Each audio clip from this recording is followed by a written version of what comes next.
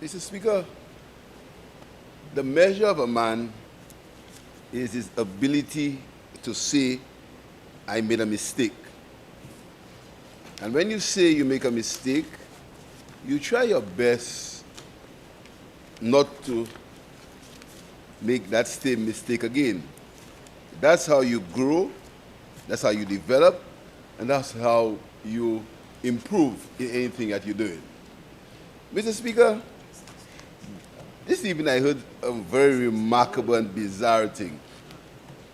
I heard the leader of the opposition say he was building a prison underground and he would drive down a tunnel and go through a tunnel and go to and go to the prison. So Lucia will have underground prisons. Lucia is back in the days of dungeons in Bridge Street. So, but Mr. Speaker, I mean, this is more serious than it is, you know. We laugh at that, and this is more serious. Mr. Speaker, when a man who wants to be Prime Minister can sit in a parliament and say to everybody, including the whole world, that he was building a prison on the ground, just for him not to agree that he made a mistake and he broke down the custody suites and we built a new one. Just said not to admit that. Something so simple. But Mr. Speaker, I'll tell you something. I won't be long. I have every promise that the leader of the opposition made when he was Prime Minister. Everyone. Everyone. You see? Everyone. Promises 2017-28 budget. Every promises 2018-2019 budget. Promises 2021, 2019-2020. Promises 2020 budget. Every promise, Mr. Speaker. In every one of these budgets, the leader of the opposition speaks about building headquarters for the police. Everyone. Everyone, he speaks about building headquarters for the police. Never in there he ever spoke about the underground prison.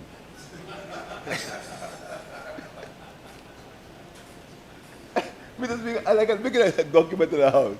Because I know, Mr. Speaker, this is so serious. Everyone, let me give you, everyone, Mr. Speaker, he's going to build something for the police. He's going to build a headquarters for the police. Work has started on headquarters for the police. Police will have a new headquarters. And the leader of the opposition knows very well, Mr. Speaker, that the judiciary objected to the fact that he should have a police station near a courthouse. He knows that very well. But as usual, the same thing he did with the National Trust, he might have just disobeyed them. He might have, but the fact is, that was the case. So, Mr. Speaker, I want you to imagine having a prison on the ground in Bridge Street. That's your homework for tonight. But Mr. Speaker, it's more serious than that. It's more serious, Mr. Speaker.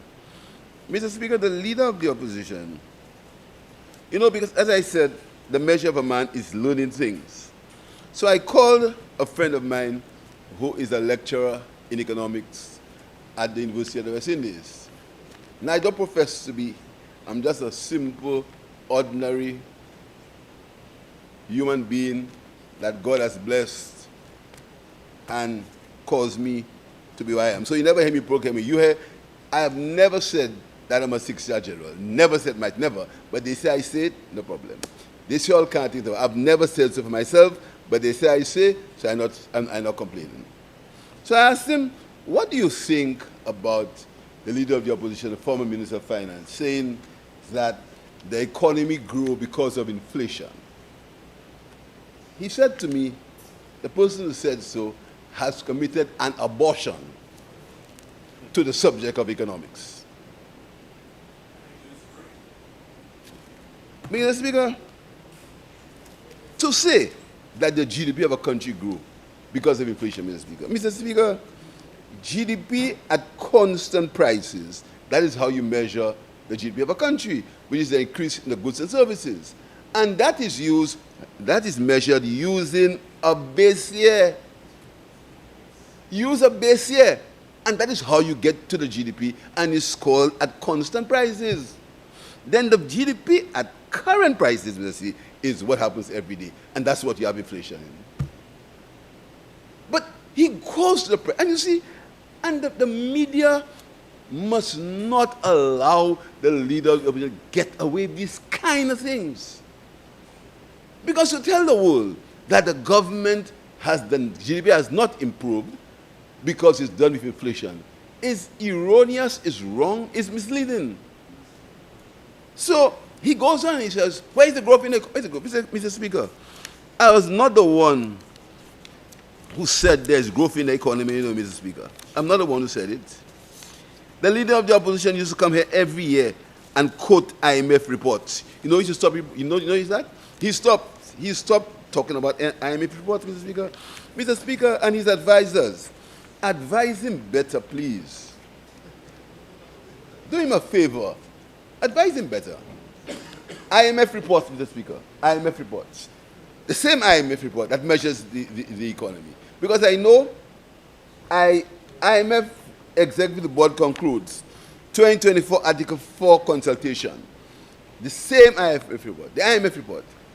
I'm not the one who did it. I'm possibly, and that may not be a good thing to say, I'm possibly Minister of Finance who has never gone to IMF meeting. That may not be a good thing to say, but that's a fact. Because fundamentally, there are some things that I agree with and some things I disagree with. I believe that economics should not be measured in terms of metrics and ratios.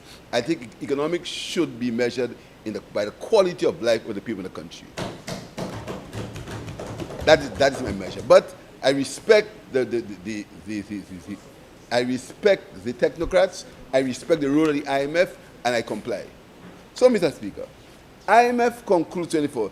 Listen to what the IMF says about St. Lucia. St. Lucia's tourism-dependent economy has normalized after the pandemic. GDP growth is expected at 3.7% in 2024, on a strong tourism, construction, and manufacturing activity. The IMF. And I invite anyone, Mr. Speaker, to go and look for it for yourself. It's a published report, and you can see it on the IMF website. Every year after that, 2003, St. Lucia's economy is expected to grow. So, it is a fact that St. Lucia's economy has grown, not only because I said it, or because the Social Economic Review said it, but because the IMF has agreed. Why? How can you dispute that? How can you possibly say that is not true? It's grew because of inflation. Then he goes up and he says, no, give me the signs of the economy growing. And the example he uses is electricity. He says, for the economy to grow, electricity consumption must improve, Mr. Speaker. Mr. Speaker, he either doesn't remember or he doesn't care. Electricity consumption has increased to between 387, between 2025 and 2024, to 409 kilowatts. That is the measure. Every ratio, every economic indicator says that the country is growing. The only person who doesn't believe the country is growing is the leader of the opposition and his surrogates. The only person, Mr. Speaker. So, Mr. Speaker, you know, it is very sad when someone can stand and deliberately mislead people, even though the facts are clear for everyone to see. So, Mr. Speaker, I won't be long. Just a few things that the leader of the opposition spoke about that is really troubling. The debt to GDP ratio was 95% when he gave it to us in 2020. In 2020. This year, it is 72.7%. But the leader of the opposition says, we've grown the debt. By how much is that? $1 billion. I mean, this is, why? You know. But the same leader of the opposition speaks about running the country for COVID. His COVID contracted debt, Mr. Speaker, is right here. We are the ones now who have to pay for the COVID debt because he had 5 years grace. We have to pay it now, but we're not complaining. We are buckling down and we're paying it. Mr. Speaker, many of my colleagues and people in my party tell me, why haven't you done this and done that and say this and that about... But Mr. Speaker, as the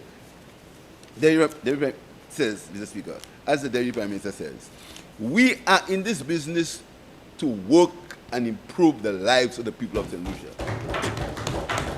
We're not in this business to blame people.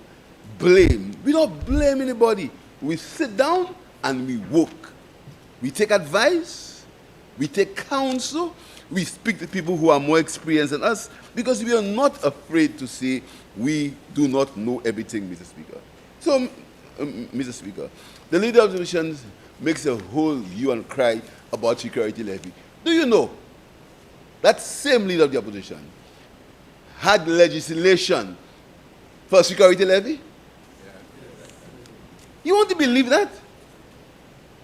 That same United Workers' Party had legislation for a security levy. The same. But it was sunshine, I'll speak the truth, it was sunshine legislation, and they said it end after a year or so. The same government that is a whole problem was in, he had one, and he must say that's not true. Mr. Speaker, then he speaks about bananas. These are the people who sold the ships, you know. Yeah. These are the people who sold the ships and the ripening room so that you cannot send bananas to England. That's the gentleman, you know, did that. That's the gentleman. And said he'll send bananas to Martinique, but now he makes an excuse and says, oh, bananas didn't go to England.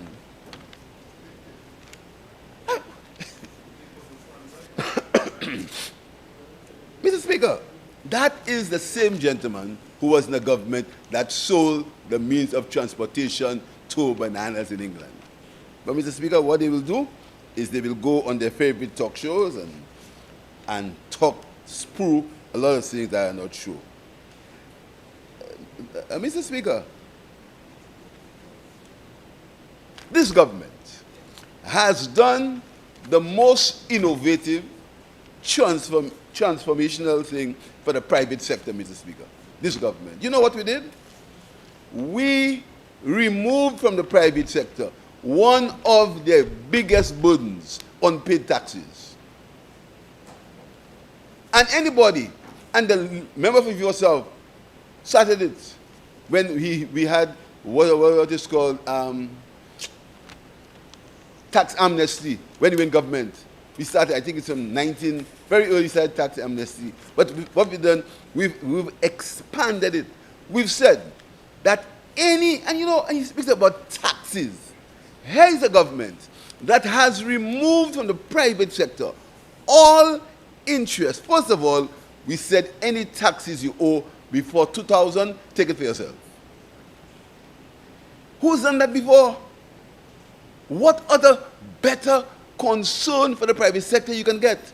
Any tax before 2000, take it for yourself. Right off. We said that if you pay us all your taxes up to December 2023,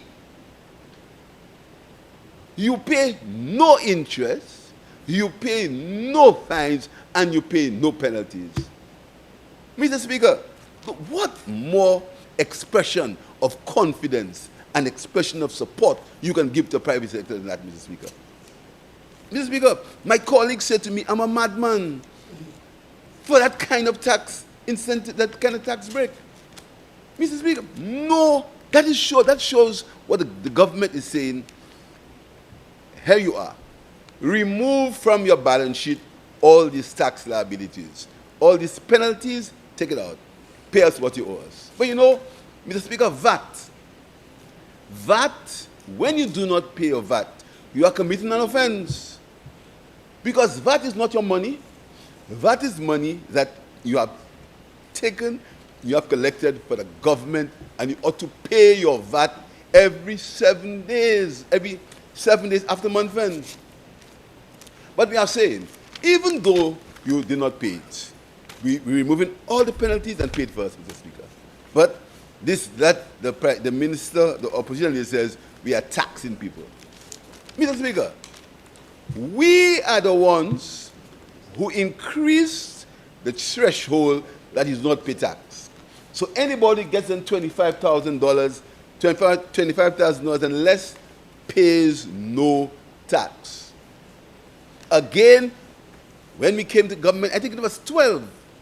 We brought it up to 14, then to 18. I think now it's 25. Not I think now it's 25. But we say, so the people who believed that they needed a tax break because some of the expenses were more than the allowances. We increased the allowances from $30,000 to $40,000.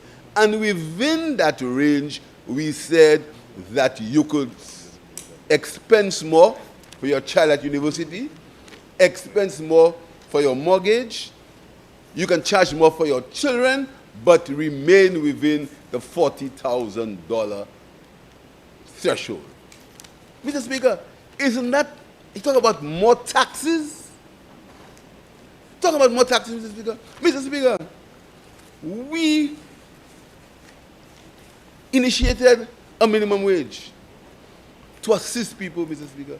Mr. Speaker, we gave the public service, the largest pay increase on the labor early in 1979. They got a 21% of 14%. Then Stevenson King gave them 14. We gave them 21 in 79 or 14? 21. Right. That's an excuse from the Labour Party. Then Stevenson King gave them 14 and we gave them 13. Highest pay increases, Mr. Speaker. But the leader of the opposition says that solutions are worse off now than they were in 2019. That's the same government that could not pay the civil servants their back pay. We came and we paid it, $11.5 million. And we paid it again, Mr. Speaker. We paid it again, $34 million of back pay. No rancor. We say paid on February the 20th, February the 19th, money was in his bank account. No rancor. And that economy is not performing. Where did we get the money to pay it? And you talk about taxes. Mr. Speaker, if the economy had advanced because of taxes, how would people get money to buy goods so you could tax them? And I really want people to listen to these kind of things, and particularly supporters of the United Workers' Party who repeat that kind of thing. If the economy grew because of taxes, and he says the taxes are, let's say fuel, agree, or let's say it's food, which is not true, or goods and services.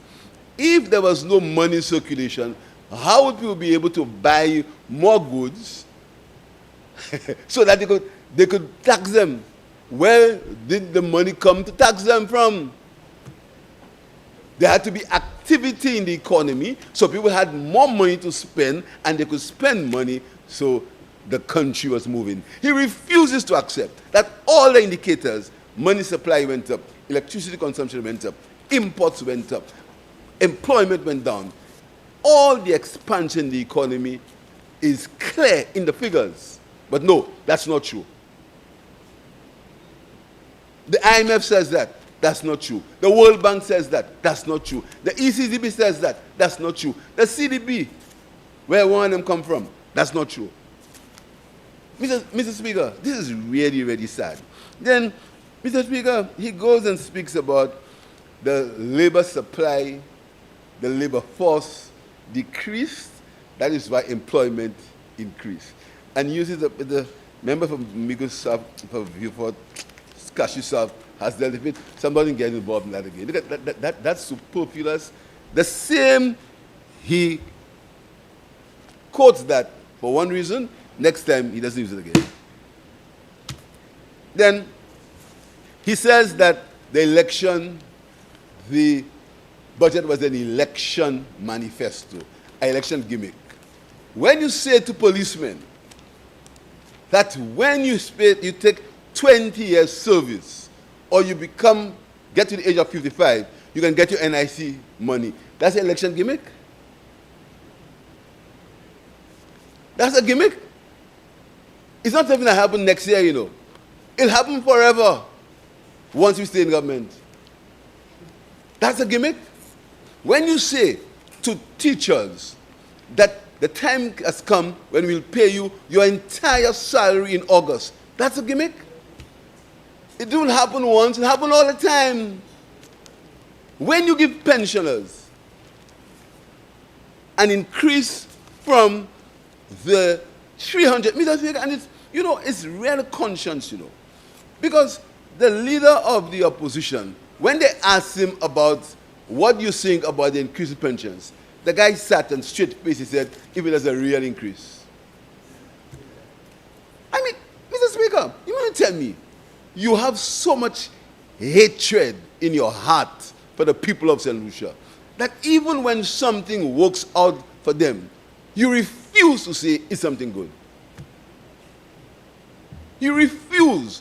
So the pensioner, the poor lady in the Marshall Boulevard, who was working in the city council as a sanitation worker, or working in the government building as a sanitation worker, who used to get $275 a month pension.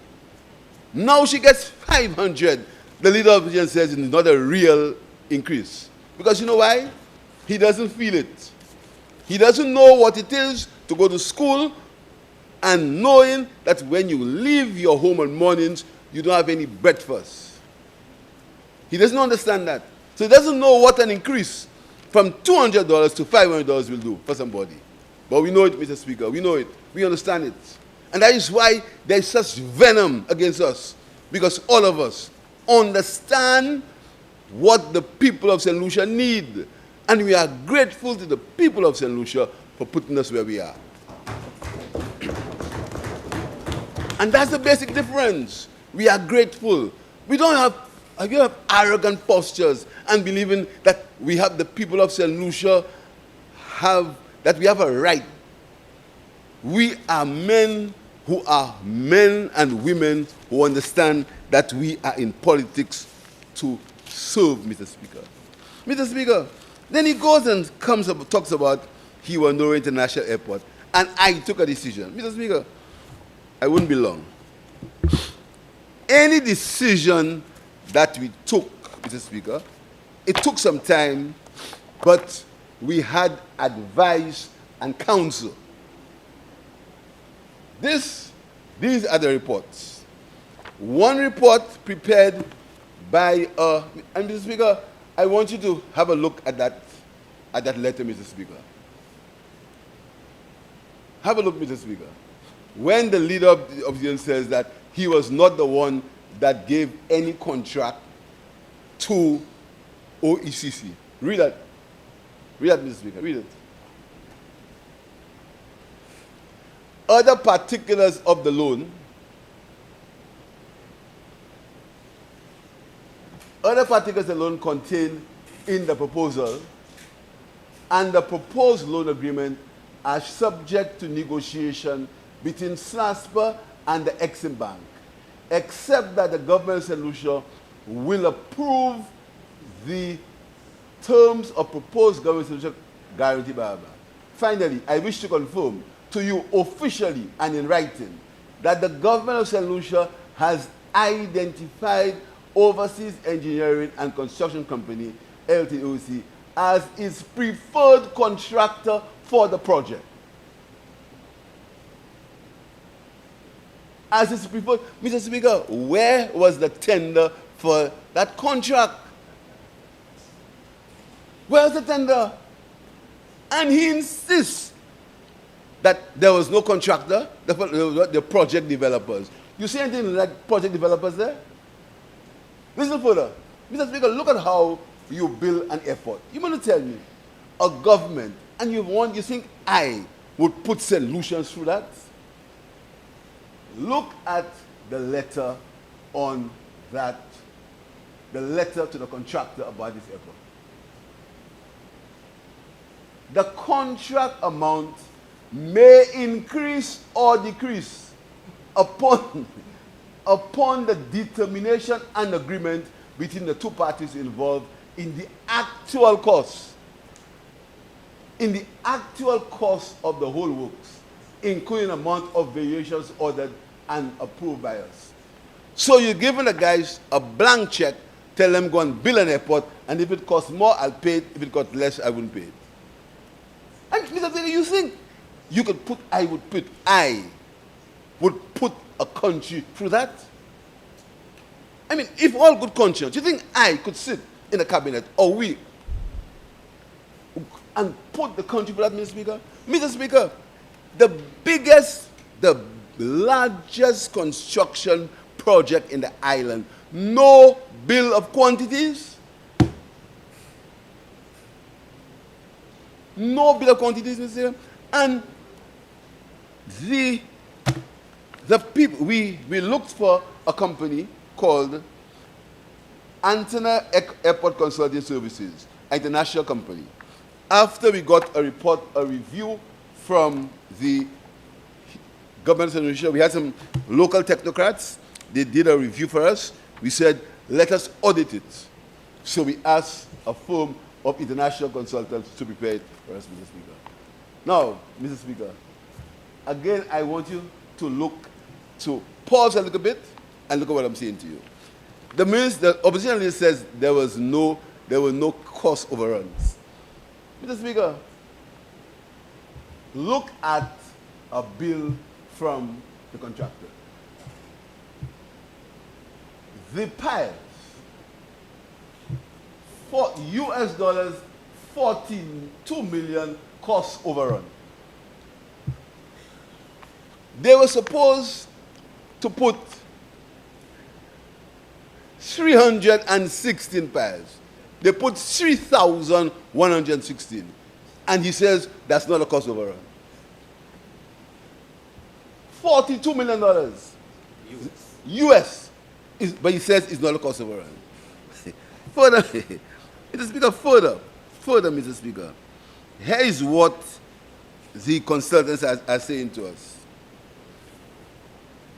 It has been oversized and not for the long-term traffic.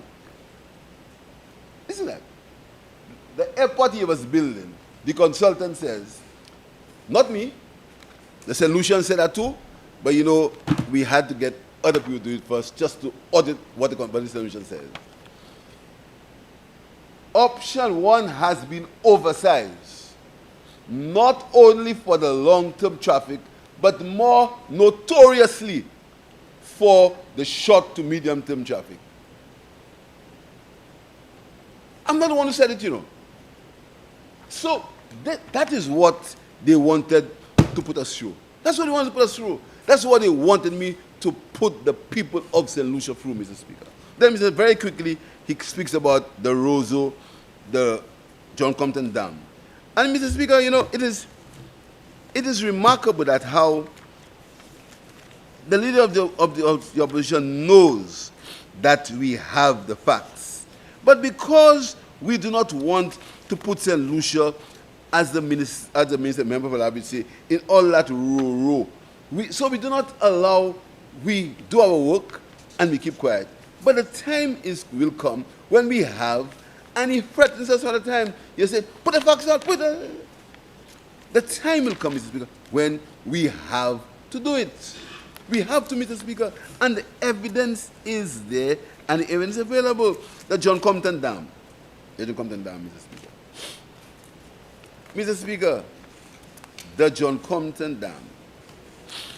Only 8% of the sale capacity was taken out. Only 8%. And the cost of that 8%, Mr. Speaker, was $52 million for 8% of the sale. Very clear. The World Bank comes and agrees with us. The World Bank is more diplomatic. the World Bank says that let us talk again about the desilting of the dam. He says that's not true. So, it's a good thing that the people of St. Lucia understand the leader of the opposition. And his final quotation was a very good quotation. I won't repeat it. I couldn't say it as good as him. Very good quotation, Mr. Speaker. So, Mr. Speaker, I believe that GPH, the leader of opposition says that GPH is bad. Apart from him negotiating, I remember one day coming to a meeting, and I can repeat it because that's true. I'd left the member for Miku, for Cashew South, in a meeting with the GPH promoters, because I allow my style, and that's why you see they criticize me. I say I do not know and things. I say I do not know is a criticism. I know everything. I know everything. Yeah, I know everything. So I let my ministers do what they have to do. He was at the meeting with the GPH people. I was at the official residence. So I come in late. I hear big noise. So I thought this was a fighting. So I came, I said, what's the matter? I saw these guys agitated. You know why? They were talking about the GPH agreement, and the minister was pushing for something, and the promoter was pushing back against it. And he was saying, that happening unless you do X and Y. That is how we negotiate stuff. That's how we negotiated with GPH. That's how pushing back on things that they had agreed to. They had agreed to. Then I heard one of them saying, Emma had a secret meeting. But all these frivolous nonsense. You understand? And these are big ideas. Oh, when the chef wants to eat, only one person eating. Big man like you. Explain to the country why bananas why we couldn't sell bananas again. Explain that to the country. So, Mr. Speaker, GPH. Wednesday I was in Antigua, and Gaston Brown said to me, how is the GPH project going in Antigua? And he said to me, GPH has transformed the cruise industry in Antigua. Philip Davis asked me at the CARICOM meeting in Barbados earlier this year, how is GPH going in St. Lucia? And Philip says, the Bahamas, Philip Davis, GPH increased and it's just next to Miami, increased his flow of cruise by a million. But for St. Lucia, it's bad because the genius who didn't build one hotel, not one hotel, says that GPH is bad. And it comes with agreements for all Caribbean things. So, Mr. Speaker, we have to get serious about things in this country. We have to get a little serious, Mr. Speaker. Mr. Speaker, this budget is the budget that will help in the transformation of this country. It's a budget that speaks to every sector. It's a budget that says what you put in is what you'll get out. It's a budget that says if you are a small business person and the government gives you a loan, the government will give you a loan to help you, to take you out of your generational poverty. It's a budget that says if you are a young man, even though you're from Mondidon, or you're from Bruceville, or you come from Ansari, no matter where you're from, the government will give you a start so you can see your ambitions come to life. That's what it's about. It's about a mother in the George Charles Boulevard who wants to send her children for CXC, but she has to make a choice between at that time. And they don't understand just the meaning of opportunity costs. At that time, if the mother has to make a decision between paying CXC fees and sending her child to the doctor, she will send the child to the doctor instead and that child may miss CXC fees. They don't understand what that means. For government to say, I'm going to pay 4 CXC fees for you, so you have to find 1 to get matriculation. They don't understand that. They don't understand what it means, Mr. Speaker, when children cannot go to school because they can't afford sanitary products. They don't understand it, so they laugh at it. They don't understand. They don't understand the difference when a mother has to get up in the morning and make a choice between buying sanitary products for their daughter or buying bread to give the daughter to eat. They don't understand that. They don't understand the number of children who cannot go to school because of that time of the month. They don't understand that. They can't understand it. And some of them who could understand it, because of their own selfish greed, because of their selfishness, instead of saying that, listen to me, these things are programs that are progressive.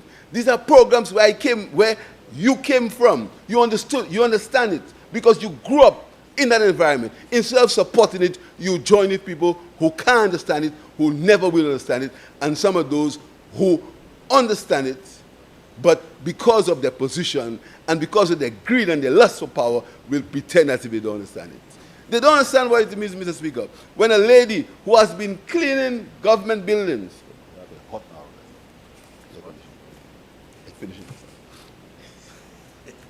they don't understand, Mr. Speaker, when a lady who is cleaning the government buildings wants to buy 20 sheets of plywood to put a kitchen in her house, cannot buy it because she has a contract and she can't go and get a loan in the credit union, anybody else, and she has to go to a place where the interest rate is going to be 25, 30% because she only has a contract for 2 years. They don't understand that.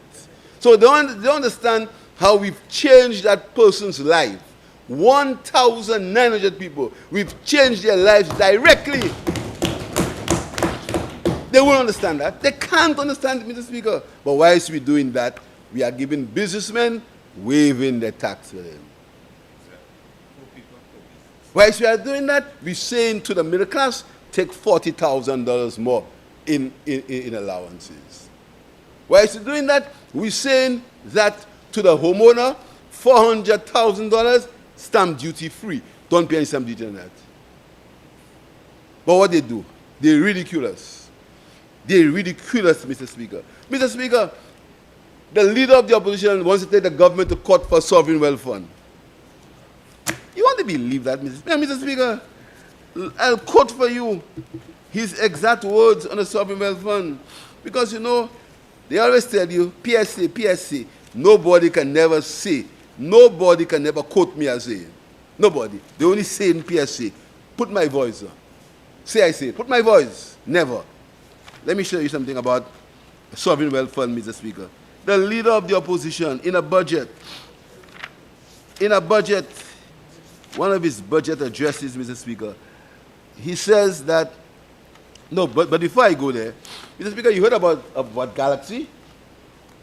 And if you listen to them, you'll find that Galaxy is a creation of this government. You'll think Galaxy is created by us. Budget address, Mr. Speaker. Budget address. 2021 to 2021, June 23rd, 2020. And here's the minister, the Prime Minister, giving a report on investments, private sector tourism investments, hotels, point surfing, business and leisure project, Pearl of the Caribbean.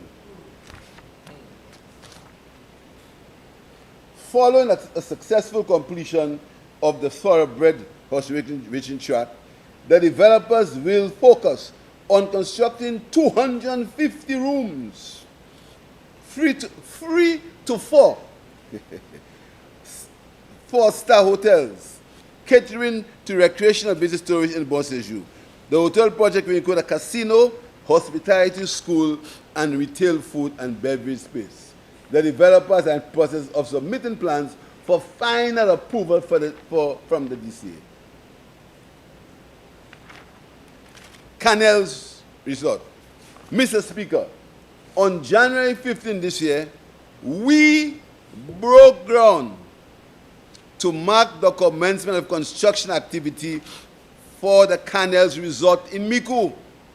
The developer is Caribbean Galaxy Real Estate Limited, a subsidiary of the Galaxy Group.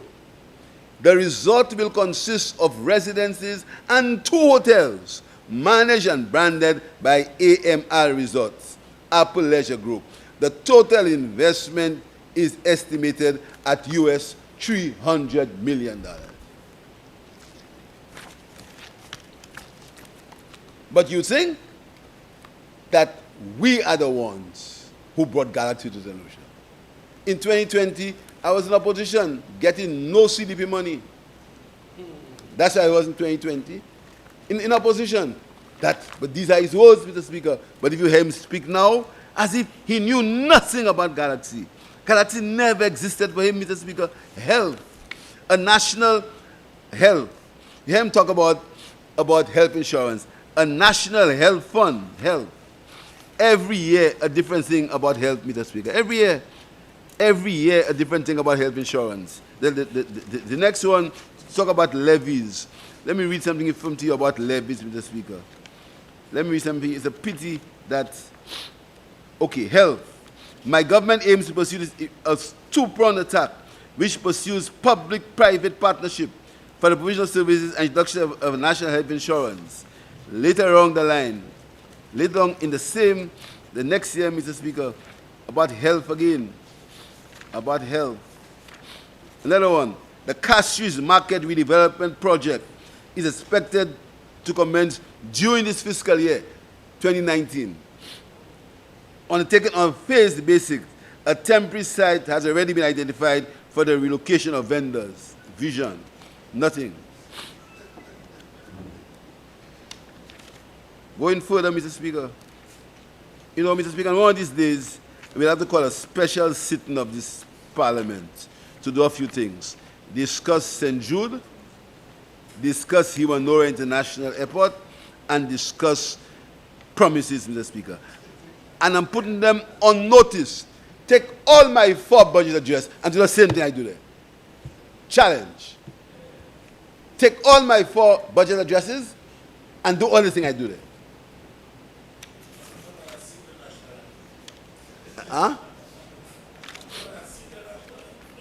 Mr. Speaker, I want just to end on this. St. Jude. You heard him speak about St. Jude, St. Jude. Mr. Speaker, you know, listen to the leader of the opposition. Government is deeply committed to delivering on this important facility, although affected by some slight delays due to COVID-19 restrictions. Work on the structural frame 90% complete, with preparations being put in place. And I quote him, you know, for the architectural and mechanical, 52 electrical and plumbing MEP phases, 52. But you saw what they had you saw what was on TV. The hospital will be a 90-bed facility featuring a 2-story main wing. And listen to the key, which will be integrated with the other buildings to cater for a range of inpatient and outpatient services. Could not stand. The box would be there. Never stand alone, Mr. Now, Mr. Speaker, health insurance. Mr. Speaker, has much of which essentially include an essential health benefits package. Cabinet took a decision to form a national health insurance levy. Cabinet to a Prime Minister, levy. you have 15 minutes left. I don't need more time. A levy, form a national levy to draft recommendations towards the introduction of a financing levy that can provide health insurance to every citizen. Mr. Speaker, that committee provided a preliminary assessment to Cabinet in October 2019, and I wish to inform you of the following. A decision was taken to explore a fixed charge fee structure, which will be shared between the employee and the employer. This fixed charge will finance a national insurance system. Levy. And on everybody. But our health insurance levy, our health security levy is not on goods, not on food, but fixed income levy. More, Mr. Speaker. Mr. Speaker, you know, I have to do that because, you know, you'll go outside and you hear people, you hear, and next week you'll hear the surrogates all over. 10-year passports. You will swear, it's always a Lucia. First, it's a copy idea, you know. You will swear, nowhere in the world have 10-year passports, you know. I mean, this is crazy. As if nowhere in the world has said the great United Workers' Party, under the visionary leader, decided that they would have 10-year passports, and the Labour Party copied it.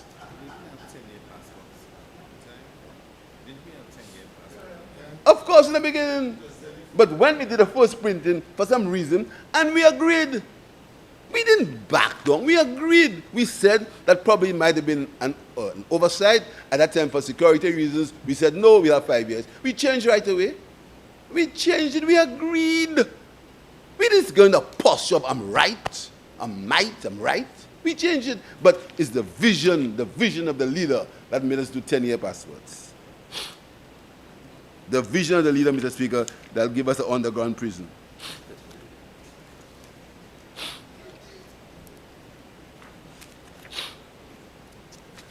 So, Mr. Speaker, I'm proud and I'm happy that we have been able to keep many of the promises, Mr. Speaker. Now, Mr. Speaker, listen further.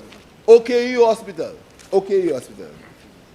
I also wish to give honorable members the assurance that the transitioning of the Victoria Hospital to the OKU Hospital will be completed during this year. Coming to you just now, Chief. That year was the first year they were in government. 2018. Second year. The hospital will be commissioned. And Mr. Speaker, I can give to you, can make a record of the house. Because these are not things, I mean, they always say, I say. Pierre said this, I say that I never see a two. And you know, Mr. Speaker, a guy was on a radio station threatening the whole country, threatening to burn the country. And you know, I won't say anything now. Apart from the threats, the normal threats all the time, a guy said, because you know why he said? Because I said that I've never seen a two-story airport. So he burned the whole country for that. Guy said so. But I never said so. But anytime, and Mr. Speaker, and the society keeps quiet when these outrageous things are said. Nobody stands up and says that's not true. But if any member, especially one member, if he says anything, they call it threats. No one has stood up and said some of the things that have been said should not be said because it's inciting violence and destruction of the country. Nobody. But Mr. Speaker, the people of St. Lucia have spoken before, and the people of St. Lucia will speak again, Mr. Speaker. So, Mr. Speaker, I promise you, and with the consent of the members of the cabinet and the members of the parliament, Mr. Speaker, we will have to have a full debate on St. Jude and Human International Airport. We need a full debate on that, Mr. Speaker, to put the matter to rest once and for all, Mr. Speaker. But the good news, Mr. Speaker, is that we are seeing the end of the St. Jude Hotel construction project. Hospital, Mr. We are seeing the end of the tunnel as far as the hospital is concerned, Mr. Speaker. And Mr. Speaker, that will be a glorious day. A day that started with when that hospital got built, Mr. Speaker. And I feel the concern of the pain of the representatives from the south of the country. From Beaufort South, Beaufort North, and Lab, Mr. Speaker. Anytime we sit in cabinet and we felt the anguish and the pain, Mr. Speaker. And to know that this hospital had nearly reached completion, completion date was near. And because of selfishness, and because you want to damage, and this is something sad, Mr. Speaker. You know, when we came into government, as I end, anything we found, and you heard him say a few minutes ago, he found some projects for the village tourism project. He said so. He was man enough to say, we found something there. When we came, the things we said we found there, we thought it could work. We never denied them. But these people talk about stopping projects. These people canceled a Kuwaiti loan to build a grocery highway just because it was negotiated by him. They canceled it. The person, the Kuwaiti consultants called me, and it's because they thought St. Lucia had a continuity in business. And they said, what is wrong with you? Why have you canceled? I said, no, we're not in government again. He says they couldn't understand. They canceled the loan. And they slandered the Kuwaiti people. Say they stole toilet paper. All kinds of things in the house. They slandered the people, Mrs. Speaker. People who had given us a loan to complete this highway and also to build agricultural roads in the south of the country. A list of agricultural roads. The roads in this country have not been so bad. And because we had funds to fix all these roads, to talk about, especially in Beaufort North and Mico North. There was a consultancy that had been done, had been costed to build these roads. Because they wanted to crush the legacy of the Labour Party, they cancelled all these loans, Mr. Speaker. Cancel it. And talk about the roads after that, Mr. And took a fella who was in charge of flower garden and say he's an engineer.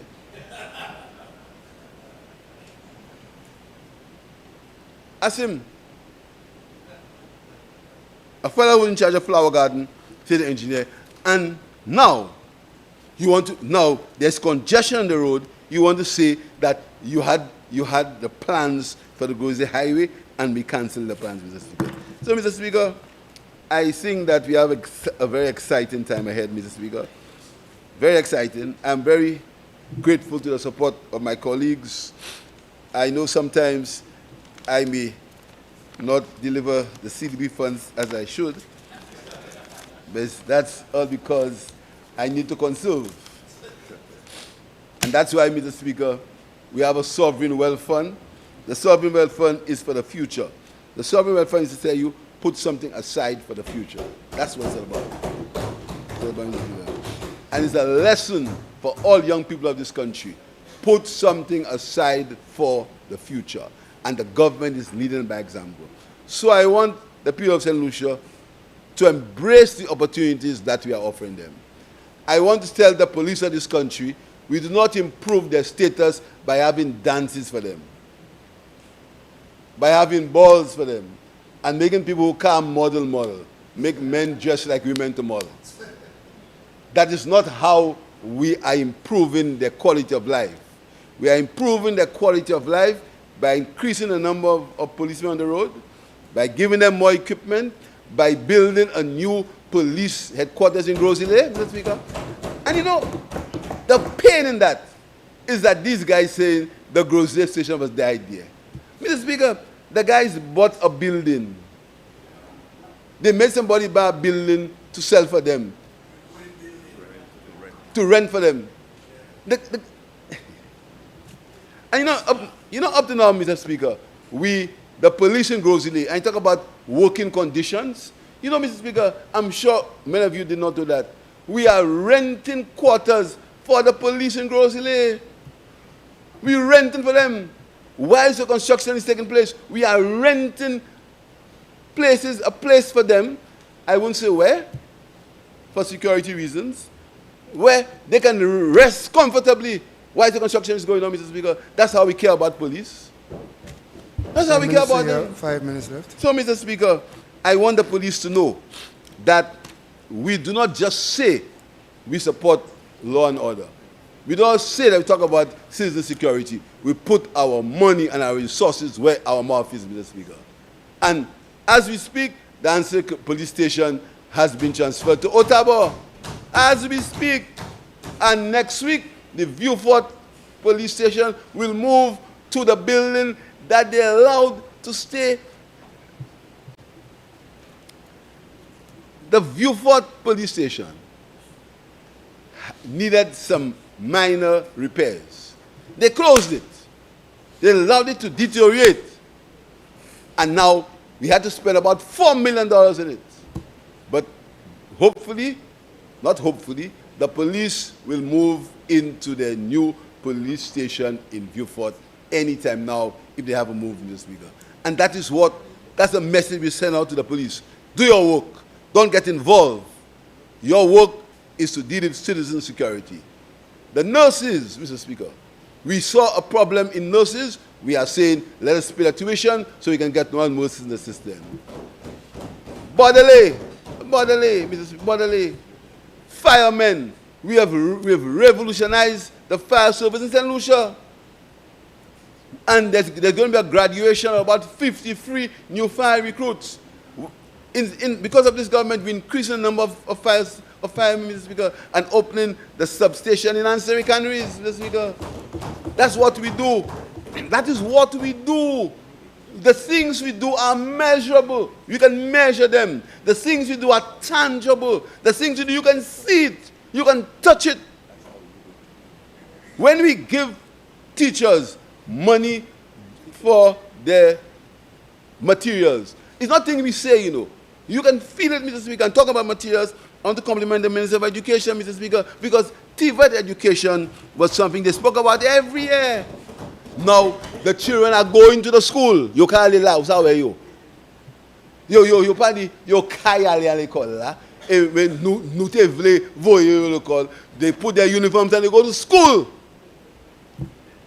And when we open the Mon Lay-by, and the many of you probably knows a lot about them, that the Mon Lay-by came up by, a taxi driver told me that there was a nice view there, and the tourists wanted to go to the washroom. So he said to me, he said, where's the washroom? The taxi driver said, there. Where's the washroom? There. And the fellow walked in. Where's the washroom? There. And the guy is walking. So he says, where's the washroom? The fellow said, I'm there. Anyway, there is the bush.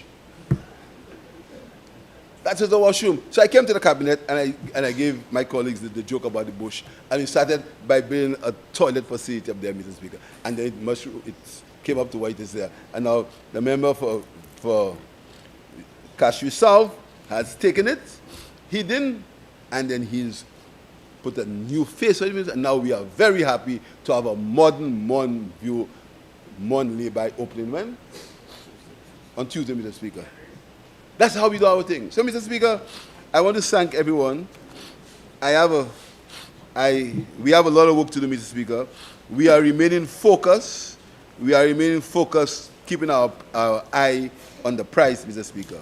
So, Mr. Speaker, we are entering a very interesting time, a time that where men and women will have to show their political mettle. That's a time that all of us will have to deal with, Mr. Speaker. I personally am looking forward to that time.